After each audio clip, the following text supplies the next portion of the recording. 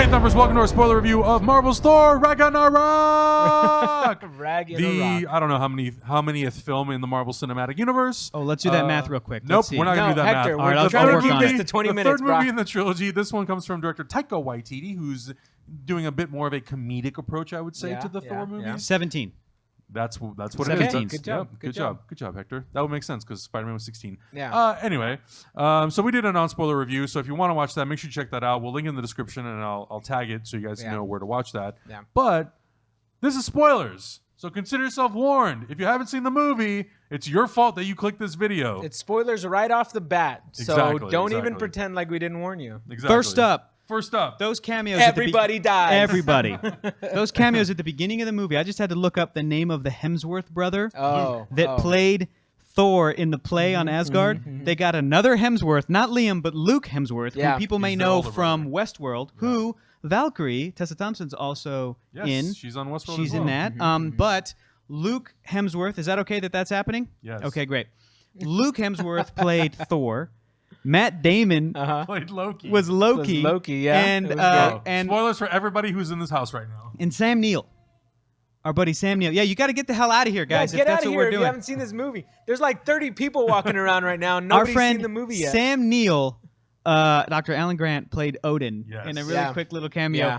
God, I love that so much. It was great. It was so great. What was so great about that scene is it was recreating the death scene from Thor: The Dark World, the very overly dramatic, which I think is a great, well-acted little scene and probably the best part of that movie. But still, we were talking about this last time, the very overly dramatic scene and playing it up because it works as a refresher. Yeah. But it also is like this, of course, Loden as Oki would put on this play for himself. So it all works. It all works. You get great cameos. Yeah. Matt Damon's a part of the Marvel Cinematic Universe now. He plays some random Asgardian, which is the funniest. Which is hilarious. It's He's an so Asgardian. hilarious. Whether he survived or not, he that's probably another died. question. He probably died died. because we didn't see the rest of the movie. Yeah, exactly. Any of those He people. most likely died. Those actors, Hela killed those actors first. Yeah, Just she killed everybody. took them out. But Yeah. God, I thought it was so funny, so smart, and a great way to again point at the last movie and go, "We're not doing this. We're not going to try this. Right. This is Taika Waititi's film. Yeah. We're trying to do some humor. We're trying. It's going to be a different Okay, tone. Get so ready." The non-spoiler trailer review we did was kind of all over the place. So let's hit some topics here. Okay. So what was y'all's favorite part of the movie first off the bat?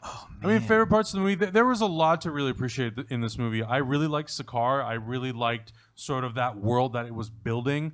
I really appreciated the Grand Master. I thought Jeff Goldblum was so perfectly cast as that character. He was this really big, sort of over-the-top character, but that's who Jeff Goldblum is. Yeah. You don't put Jeff Goldblum in your movie and not kind of expect that. They knew what they were getting with that character. Yeah, but even though he is kind of over the top, it's not done to the point where I'm irritated and kind of bored and sick and tired of watching him. I really, honestly, like all the acting from all the actors I thought was great. I like Hemsworth as Thor still. I like Hiddleston as Loki still. I really like the addition of Tessa Thompson as Valkyrie. I think with what she was given, she did a really great job. Mark Ruffalo is always a treat as the Hulk.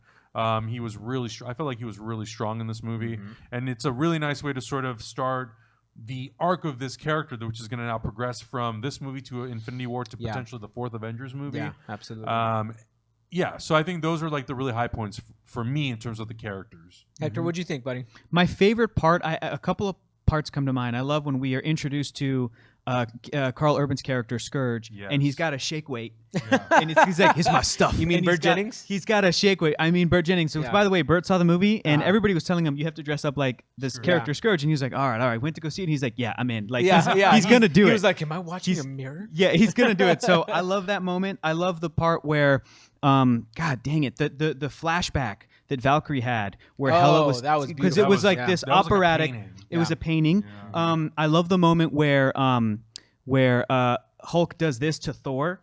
When he does the Loki thing, he did the Loki, like, and it's almost Loki's the same. like, that's how it feels. Yeah, it's almost the same animation or keyframe. It felt like it was so purposely done to mimic that exact moment. And I also love at the end, we're talking about how much we rooted for Thor. At the end, where he's getting killed by Hela or captured, that he has those like that Ratatouille moment, that Ant and Ego, where it's Odin, and he's just like, "Boy, Thor, you've had it in you all along," and summons the lightning. So those are all my favorite parts. My absolute favorite part is the opening. The first time Immigrant Song plays when he is in Surtur's realm, and Thor is just the greatest. That whole scene, I was like grinning from ear to ear, just like, fuck, this is the best Thor movie that's ever happened, and it's just this scenelet. So that's my favorite part of the movie is the opening with Surtur. That is absolutely my favorite part as well. Mainly because we finally got Led Zeppelin, like official Led Zeppelin music in a movie, which is awesome. Yeah. The opening to that movie surpassed the Guardians 1 opening movie, which also had me grinning like an idiot too. Yeah. That movie made me so happy right off the bat. But the fact that it was Immigrant Song and the fact that they changed Thor's fighting style too, where he was really, you feel like this time that he's working with the hammer and he's working with his lightning, and you feel that like this is how a guy who really has lightning and a hammer would fight. And specifically, there's a scene at the end too where they're fighting on the bridge. There's a scene where he's jumping up in the air. He doesn't have his hammer anymore. He's punching a guy. Lightning comes down from the sky, hits the guy while he's punching him, and then 3 more bolts come down around him to hit other guys. Yeah. That's how you use lightning. Like that's how you fight when with lightning. Thor bolts. finally has full power of the lightning. Holy Right, shit. it's impressive, and it made me fall in love with this Thor character. Like this Thor character is my favorite. This arc is my favorite of the Thor series. And it was smart to take away his hammer because again, we're talking about how do you make a character who's too powerful? Right. How do you do that? So right at the beginning, Hela crushed it, and it's a thing where you're on your own. Yeah. You have no power. You have no hammer. Handle it. And I also like. Smart. I really like Korg. I really like sort of the development that they had on, I guess, Warworld. What do we call this planet? Sakaar. Okay, we call it Sakaar, yeah. And I think it's Warworld because I've been reading the comics. Right. But I like that they threw us as much of a bone as we're going to get with Planet Hulk. Because we're not going to get a Planet Hulk movie. Right. And I've been a huge Hulk fan my whole life, and I feel like watching Hulk talk for the first time was kind of jarring. I was like, wait, we've seen a mindless monster for the past, 7-8 years. And now we see him forming sentences and we see him like playing jokes on Thor. I mean, he's essentially like what, a 2-year-old kid? Kind of. When Tessa Thompson asked him, hey, Thor or Hulk, what have you been up to? He's all winning. Yeah. I'm like, that's awesome. Like that's a great answer. So at first it was jarring, but they do such a good job of making that character feel like a sort of like a fleshed out Hulk character that I really enjoyed that whole like. It feels like he's been Hulk for 2 years. Yeah, exactly. And Korg's funniest moment, it was at the end when he's like, "Oh, Meek's dead, man. I've just been carrying him around because I've stepped on him and I feel so bad about it. And I've just been carrying him around all day." And then Meek wakes up, he's like, "Oh, he's alive, you guys. He's still alive. That's cool, man." Like that was the funny. We were all just so like, great. "Oh, he it died. Was so great. Yeah, wow, he's alive." Like, it's so fucking funny. Yeah. You're like, "Oh, I thought I didn't care about Meek, but I do care about Meek." I think you're right though. I think this is probably like one of the strongest arcs we've had for the Hulk because he has. Not that he's been sidelined in the other movies, but because there are so many characters, right? He hasn't really had the opportunity to really have a chance to grow. Right. We get little shades of it, but this is the first time that Hulk has really had an opportunity to be the co-star of a movie. Yeah, and it's going to continue on, hopefully, this way for him as a character. I really hope so. I really want to see Mark Ruffalo do more as the Hulk. Same. And I feel like this was an opportunity to really sort of let that character breathe and live in this world, and I really enjoyed it. I want to see him thrive because it's going to open up the world to Grey Hulk and Red Hulk and She-Hulk and the Hulklings and everybody.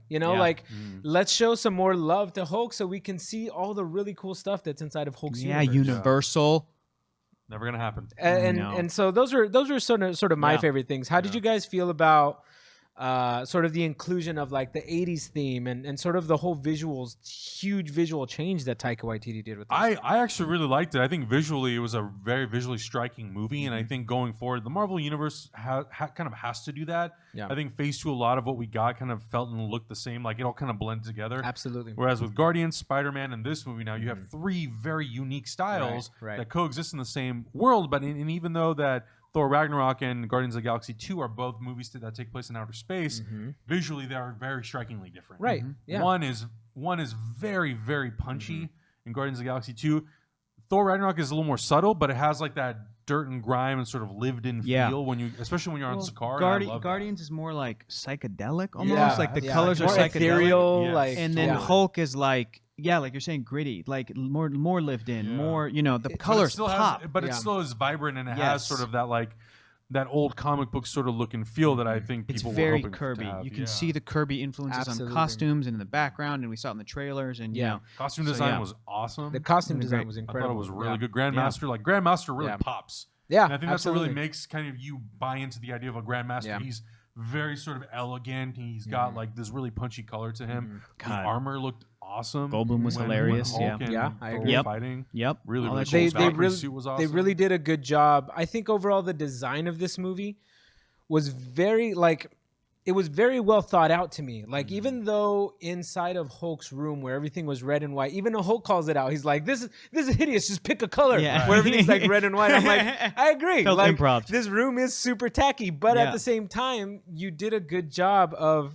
differentiating yourself from the rest of the movies. Because as I go back and when I watch these other Marvel movies on TV, it takes me a minute to realize what movie I'm actually watching because visually they're all exactly the same. Yeah. And it's hard to tell, like, am I watching Captain Yeah. America 2? Am I watching Civil War? Am I A watching frame Iron Man of movie? Thor What am I Ragnarok is watching? going to be Thor Ragnarok. You see Exactly. a frame of it, you're like, oh, I know which Thor Yeah. that is. I know which Marvel movie that is. Yeah. Yeah. I really applaud Marvel for taking this risk. They took a huge risk on They Taika went far. Waititi.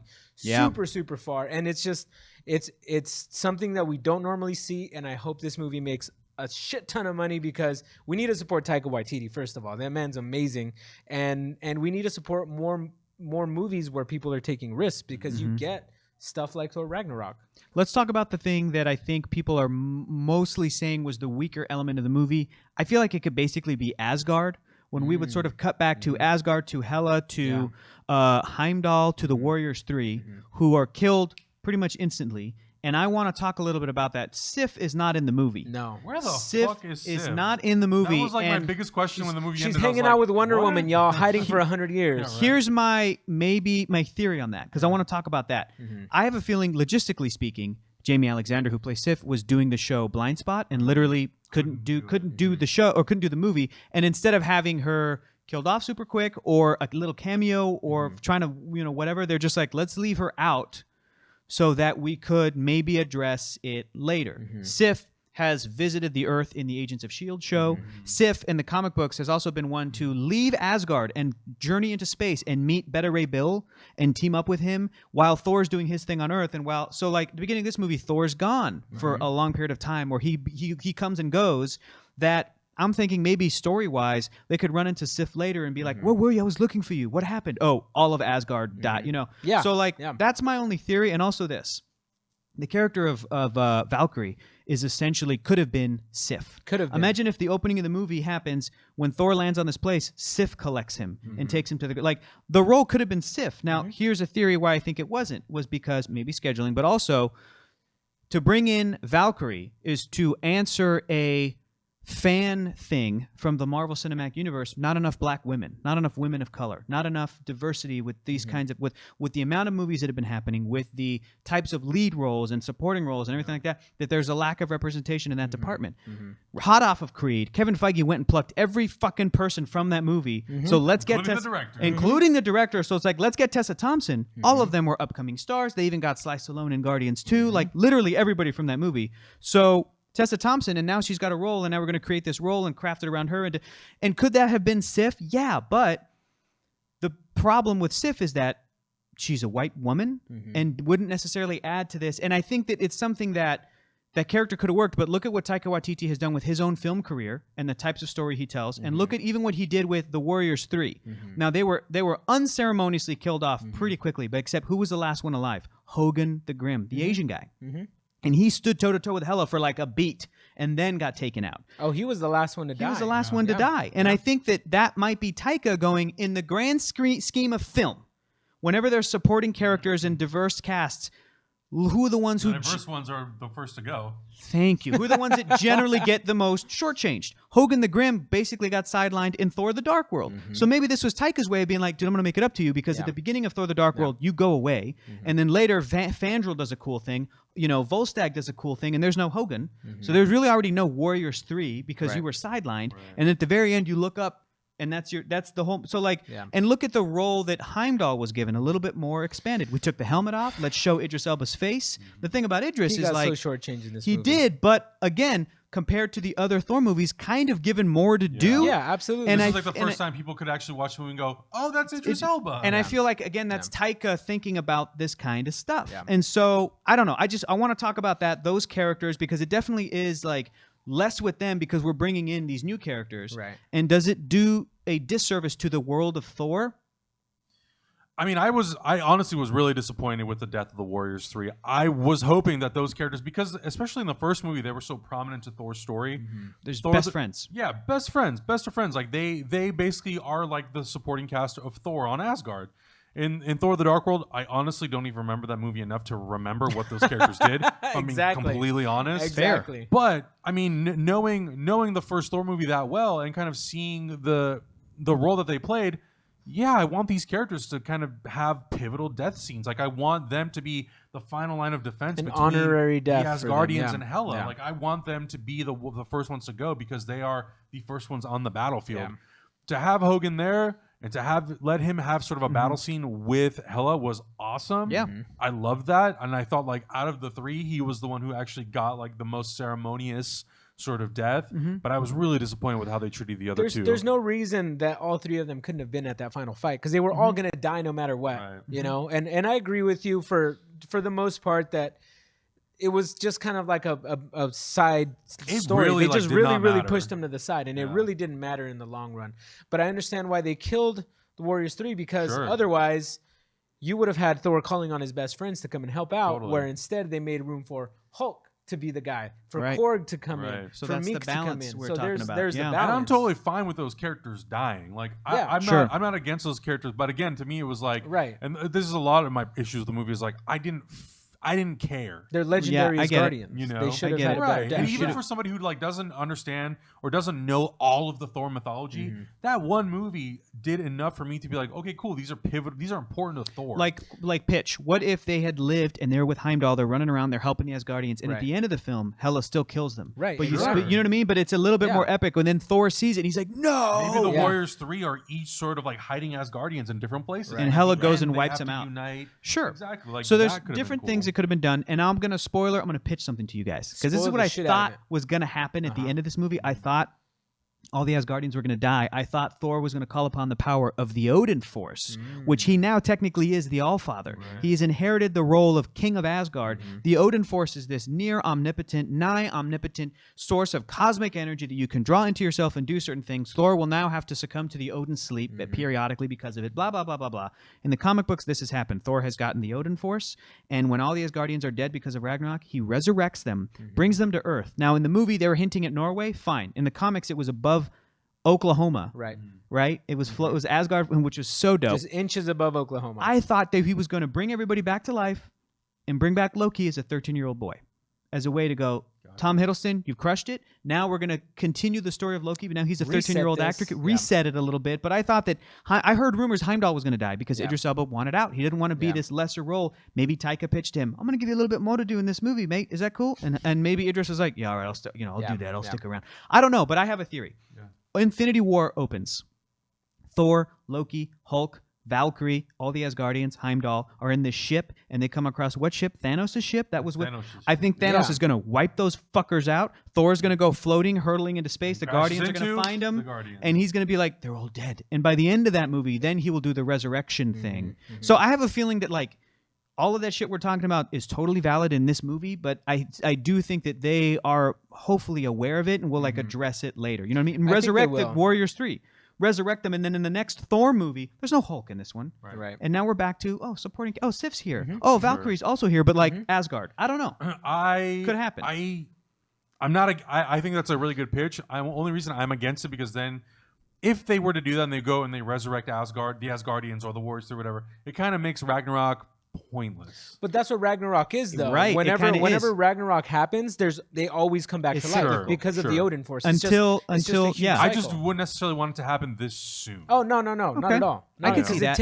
It takes millennia for them to come back. We could feel the deaths for a while, a movie or two, and then Thor 4 opens with him bringing it. You know what I mean? Exactly. Like, there's things they could do with it. How would you guys feel if Thor dies in the Infinity War movies and Lady Sif assumes the role? Is that a possibility? That'd be dope. That'd be dope if they got Natalie Portman to be Jane Foster Thor. Like, or Beta Ray Bill, or some other human character, or the frog Thor that they alluded to in this movie.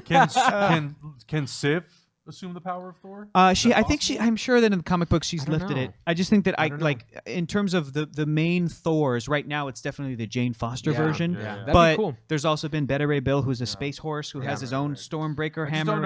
I just don't know if Natalie Portman is going to come back. And again, I don't think she's coming back until she's pitched the all-female Marvel movie. Right. Exactly. With a female director. And then she'll be like, I'll cameo in that. Like, oh, wait, I get to be Thor? Oh, shit, yeah. There's always a possibility. I still think you could get Hugo Weaving to come back as Red Skull. Probably. It depends on who, what's the pitch. So, but you're right. But I would be down with Sif. I would love to see Sif come back. I would love to see Sif and Valkyrie interact. I would love to see Lady Thor come, Jane Foster Thor, and Thor, the Lady Loki.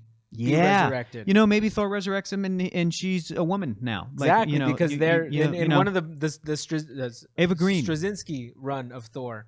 Yes, Ava Green. Yeah, it's Lady. It's Lady as Thor. Lady Loki.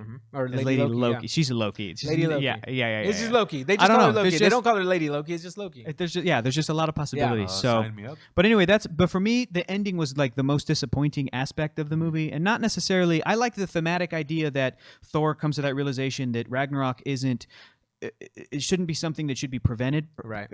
Per se, because Asgard isn't Asgard; it's the people. So I like that little thematic thing. It could have been hit harder to make us all cry and go, "Yeah, man, yeah, you're right, dude. Asgard is people, dude." Like we could have been crying at that, but. I like that thematic element, but I do think that the ending of them finding a ship and then cutting to see you next movie is disappointing because I did want a sort of like a finality, bring them to Norway, whatever. Right. So that was the most disappointing stuff. Opening was the best thing for me. Yeah, opening was the best part. Yeah. I think the most disappointing part for me definitely was that Ragnarok didn't hit as hard as I feel like it should have, but I also feel like what's her face, the villain, Hela. Yeah, I can't think of names right now. I didn't think she was as ominous as she should have been. Okay, like she was a badass in this movie and definitely did her thing, but they just didn't give her enough time to breathe and give me sort of like the feeling that oh, she's legitimately a threat, and then they just kind of cancel her out. We got again, it's all on paper. We got the Cliff Notes version of her. Yeah. Odin tells them about a sister. She shows up, destroys the hammer. Boom. She invades Asgard, kills the Warriors 3. Boom. She's sitting on a throne, tells Scourge you're going to be my executioner. Boom, and then tries to create Ragnarok at the end. Yeah. So all of it on paper is there, but you're not wrong that we could have spent more time. Right. There wasn't with Cate Blanchett. There wasn't enough time. But I thought she was. Next level hotness. Absolutely. The character was killer. Her performance was not the problem. Yeah. It was not the problem. For me, it's never been about the performance or the actors. It's always been about how much time we get to spend with them. And the story. Yeah, and I think that's kind of my major gripe with Thor Ragnarok is every time we cut back to Hela, she's not really doing anything other than searching for people to kill them or telling Scourge to do this or because she already killed everybody, so she's kind of just hanging out. She's just hanging out, waiting okay, who's next? Kind of a thing. Yeah. And I feel like when you have that actor, you have such a cool character, and sort of now that this character we find out is part of Thor's lineage, there are really cool things that you can do and scenarios that you can set up. But because Thor is on the other side of the universe on Sakaar, he's interacting with Thor and Valkyrie and Loki. We don't really get that because we're spending a lot of the time with Thor. Yeah. Did anybody care that she resurrected all the old legendary heroes? Nope. They were just skeletons. They were just a skeleton fodder for people. Felt like the Mummy. To kill. Did anybody care that she resurrected her prime pet, her wolf, what's it called? Fenris? Fenris. Wolf, The wolf was only there so Hulk could do something. Yeah. The wolf served really no purpose. Right. So it's just there was things that could have been done a lot better. Because I don't know how I feel about this yet, but we've heard rumors. There will be no death in Avengers Infinity War. In Thanos Infinity War, that there will be no personification of death as a new character, but instead rumors were they're setting up Hela to play that role, to be the goddess of death that Thanos eons ago fell in love with and has now up to this point. So now that we've seen, what I'm asking is, now that we've seen Cate Blanchett as Hela, and we're all in agreement, she got the short end of the stick. Would you want her to be that role, or do you want her to be done in the Thor because Asgard blew up? I want her to be that role. She did such a good job, and she deserves a better treatment than she got in this movie, because I think that would be very believable to have a force like Thanos to want to be with another almost omnipotent force with Hela. With Cate Blanchett, who's a perfect human being. Well, I mean, that makes sense. That and she did a good job, but it's just those two opposing forces, and it makes sense that they would want to keep that storyline because that's the traditional comic book storyline. Yeah. You Instead know? of introducing a new entity of death, before people go, wait, so another death woman? But we don't know. Yeah. We don't know Thanos' motivation yet, so they could just abandon that completely, or they can go the traditional comic book route. I want them to go the comic book route so he can snap his fingers and kill everybody. Yeah. But I don't know. And it's speculation. But if they do that, I want her to come back. Yeah. Yeah. In any case, these pitches I'm giving is like, it's not going to necessarily make Thor Ragnarok a better movie by itself, because it's not, because it's Thor Ragnarok is Thor Ragnarok. But like in the grand scheme of the Marvel storyline, it will help me if y'all do that shit. The same way that like bring back Abomination and the Leader from the Incredible Hulk, and it makes the Incredible Hulk better because you know what I mean? Because you're bringing these characters back. Agreed. I'd also like to maybe learn a little bit more about Valkyrie the person. Instead of her more of, people, the Valkyries, you know, like right. what she is. I want to know because who she is. You guys, I think we talked about it too. Tessa Thompson said on Twitter that the character is bisexual. Yes. Either in the I don't know if she was saying in the comic book she's bisexual, so XYZ, or if she's saying no, my character in Thor Ragnarok is also bisexual. The scene that actually kind of goes into that, but it's like could have gone into it more. You do get a little hint, but honestly, I would prefer if they didn't even sexualize this character, because their sexuality has nothing to do with the fact that she is a badass Valkyrie. You know, like she should stand alone without sexuality, because it's just like when they go up to a celebrity and they ask her who they're dating. It's like, I could see it that. doesn't matter. Like, What it about- really doesn't matter. What about the you're here to idea? protect me. What about the idea that woman who pushed her out of the way and took the hit was That's right. what I think it is. That's if it was in fact, would that make it, if they like leaned into that more, would that make it more of like a love lost moment as opposed to sexual? Absolutely. You know what I'm saying? As opposed to Absolutely. sexuality, but like her partner like died. Oh, that's so sad. Right, and then right. we would like Right. know more that's- about Valkyrie. that's I don't what know. I got I would have hints liked that of. if it would lead into that a little bit more. Yeah. You got hints of that too, right? I mean, Yes and no. I mean,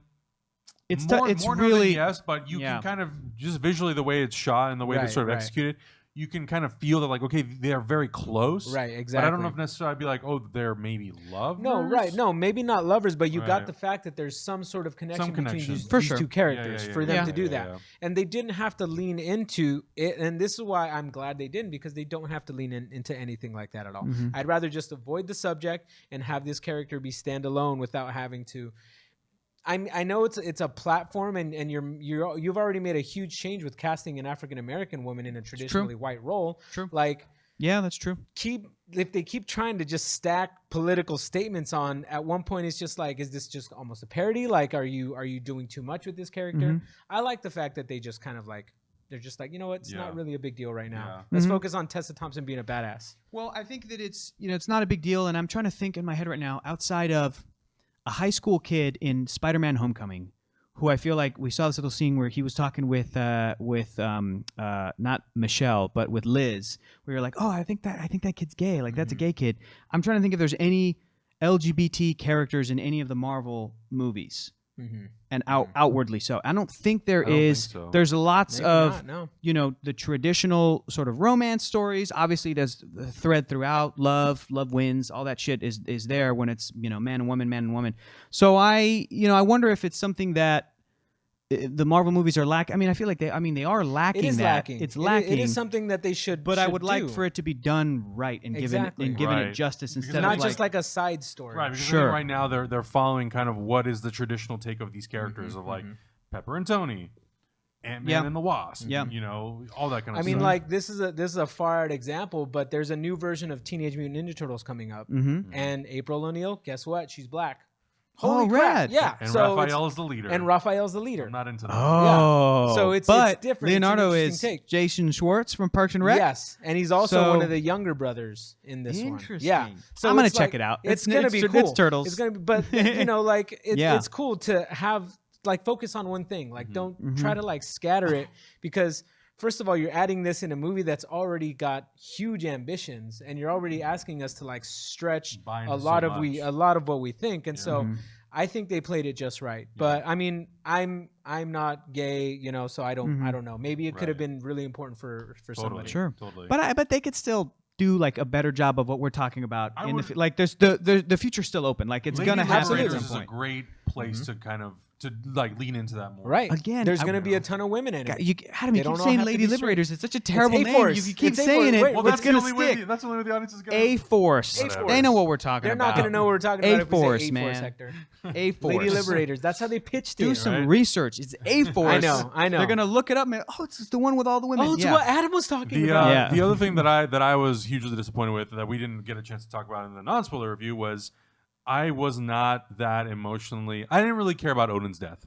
Oh no, And no, that, and that not at all. sucks hard Yeah. because I love Anthony Hopkins Absolutely. so And it's not much. Anthony's We all do. fault. And I really love the character of Odin. Same. I think the way that he played that character, he's a very tough as nails father, but he is the all father. He has so much weight on his shoulders, so much responsibility.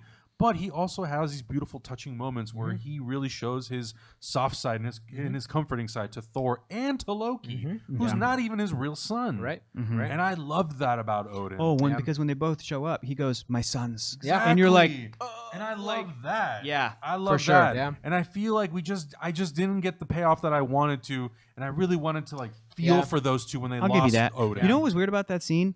In that same scene, when they're on a cliffside in Norway, Hela shows up and breaks Thor's hammer. In the trailers, she did that in like a New York City block with some apartment buildings. They changed that. They changed I mean, that. and So, even when they show Thor at the end of the trailers, he has both eyes showing lightning. And in the Instead, it's movie just where the he one. does that, in the movie where he does that, spoiler: he loses his. he loses. oh his eye. yeah, and when he gets the Odin Force, he might resurrect it. I don't know what, but that was another part of my. Resurrect his eyeball. Because that's another part of my in the theory. trailer for Infinity War, he also has two eyes. When he Really? crashes into the Milano, he's got both. Well, eyes. that might be a thing where they're like, let's not spoil that. Sure. Yeah, Let's exactly. for this So I'm curious, audience, like- and we'll CG that in later. Right, Yeah. right. I Is don't that know. one of those things. I don't know. Anyway, about Odin's death, But I you're agree right, with you, you're right, Adam. you're right. You're right. You're Yeah. 100% right. And, I didn't get yeah. to sink my teeth into that I relationship. felt more for Frigga's death.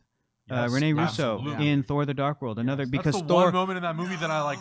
That's the one moment in Thor: They The took their Dark time. World that I remember that I'm like, fuck, really? Loki Yeah. reacts. I mean, they all and then there's mourning, and then you know Right. there's the whole little scene where she goes off the edge of infinity and Yes. becomes stardust, and Yeah. so we lived in that moment. And Odin's was like, let's get this out of the way to get to Sakaar, to get to Ragnarok. Let's have Hela destroy shit. Yeah. So yeah, bummer. How did you guys feel about the tone of the movie? Did you feel like there was comedy for comedy's sake? Do you feel like it fit well? Do you think that they should have hit some of the more dramatic tones harder? Our homie plays a Red Ranger. Peter Sudarso came in and said last week that it felt like a superhero improv show.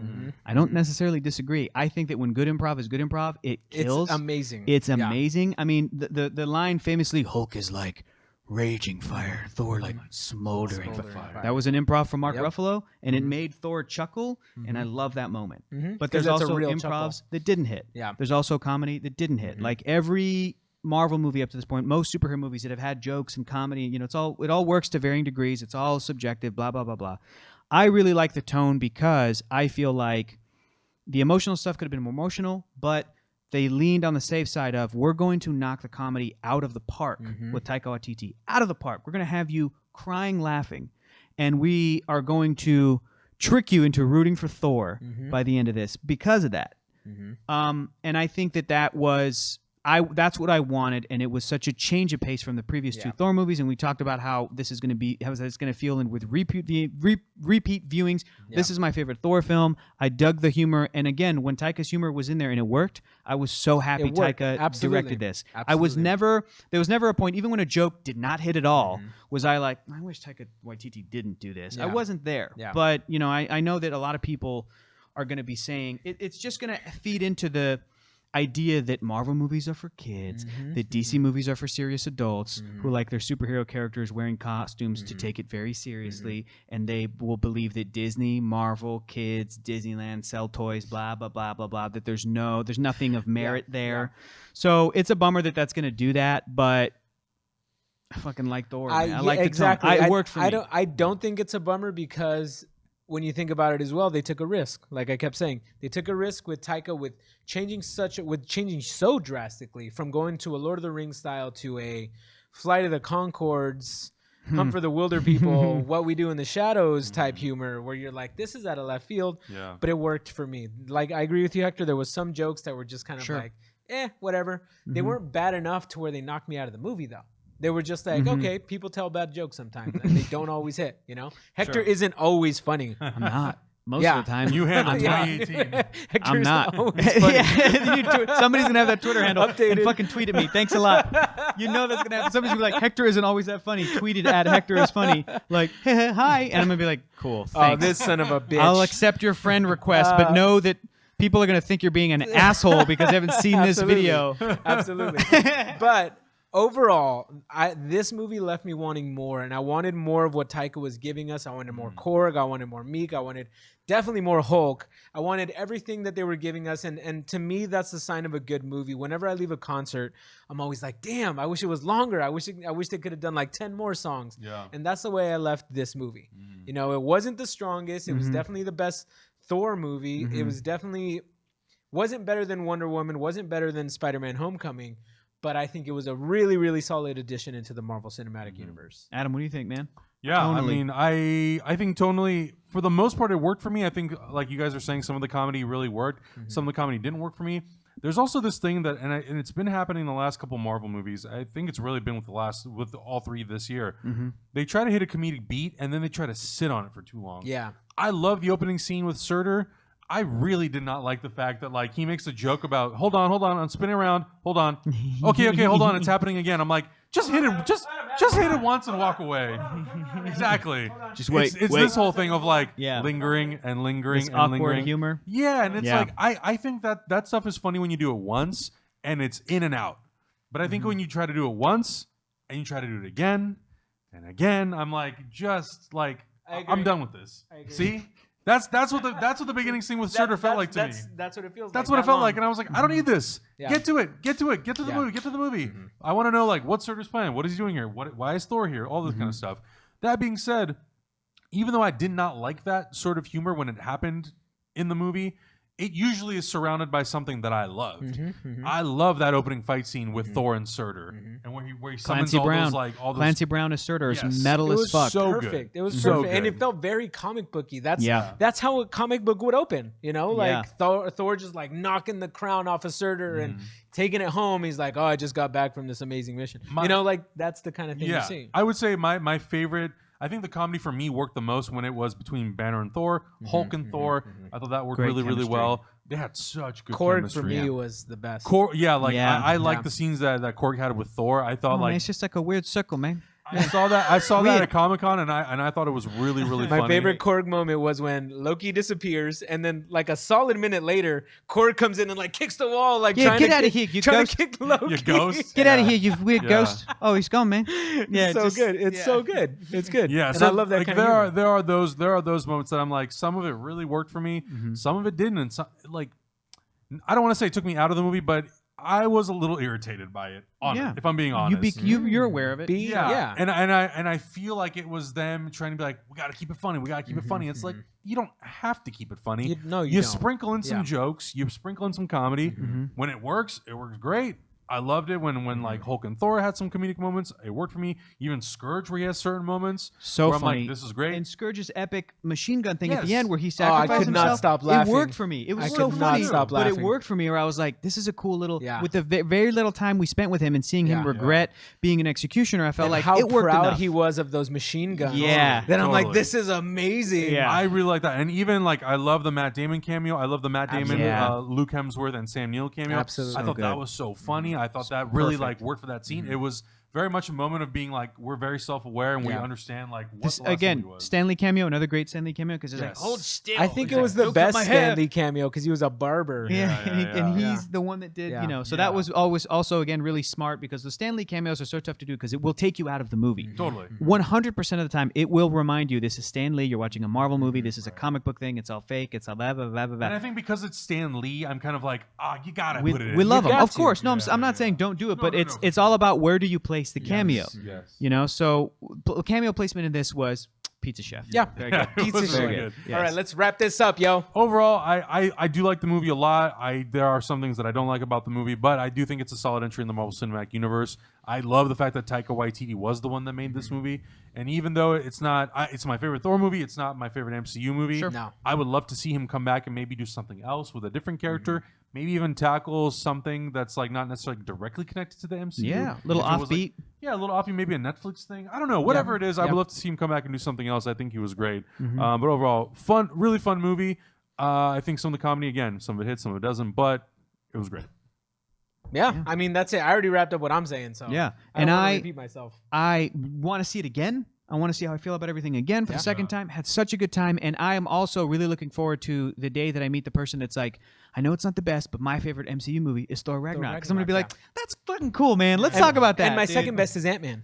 Yeah, Right? Yeah, stuff like that, you know. Yeah, that's great. But overall, go watch the movie. Yeah. You'll enjoy it. It's a good time. for sure. Let us know. I think we already mentioned in the last review. 3D, not for me. Oh, very much for me. Go see it in 3D, or the medium will die. So whatever the fuck you want to do, do whatever you want to do. sake, I'm gonna say watch the 3D. Don't do that. Don't do that. Oh, you asshole. Son of a bitch. Great. Guys, let us know in the comments below what you thought about Thor Ragnarok. Since it's a spoiler video, feel free to This post your just in spoilers. Thor now. 4 coming out, and In it'll be 3D? flat. No, it'll be flat because we poor killed it. Hector. We killed it. But Hector, also, it's not our the visual fault, effects Hector. industry is not our bust. fault. It's not going our bust. fault. It's not our fault. Hector, where can we find you on the You internet? can find me at home watching 3D movies. I just Hector got is not funny. War for the Planet of the Apes. I got Hector isn't Spider-Man always funny Homecoming. .com. Great 3D movie. So good. Hector is funny. You can find. You guys want to come over and watch War for the Planet of the Apes? with Hector at his apartment at L_Santo Taco. And you just find me at Adam Have It. Guys, make sure you guys subscribe right here. YouTube.com/HyperRPG. Also find us on Twitch every single Thursday doing Hyper Heroes Live now at 9 p.m. on Thursday nights. Twitch.tv/HyperRPG. We'll catch you in the next review.